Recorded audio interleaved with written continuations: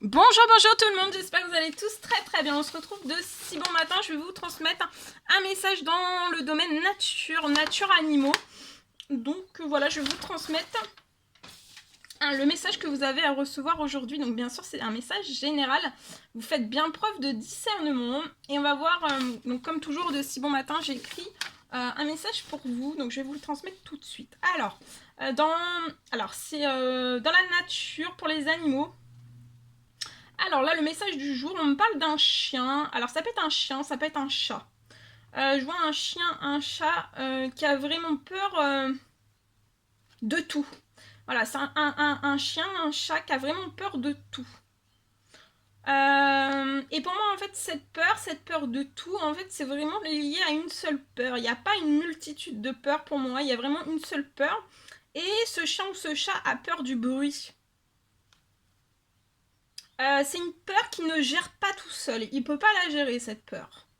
Au plus profond de lui, ce chien ne peut pas gérer cette peur.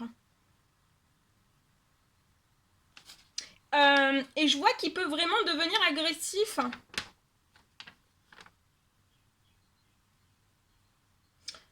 Je vois qu'il faut vraiment aller au cœur de sa peur.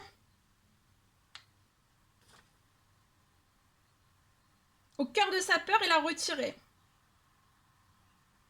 Alors je vois que dans 24-48 heures, vous allez voir sa progression. Il va énormément progresser, ce chien ou ce chat. Je vois qu'il va vraiment pouvoir sortir de sa peur d'ici 24-48 heures. Il n'aura plus aucune peur. Il va énormément progresser dans 24-48 heures. Il sera aussi... il sera léger et vous aussi, vous serez léger.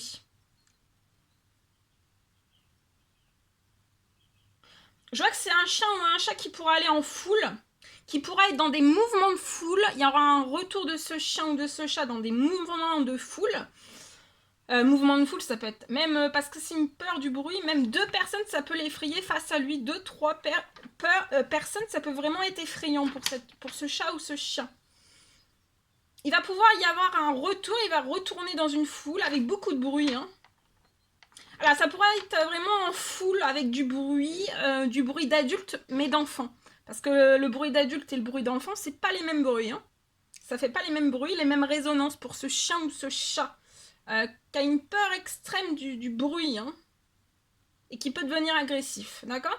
Mais pour moi, là je vois plus une... alors vous pourrez peut-être me le dire, même en commentaire, c'est vraiment une... si vous reconnaissez dans ce message, il y a une foule de bruit, et pour moi, il est plus effrayé par la foule de bruit liée aux enfants, pour moi.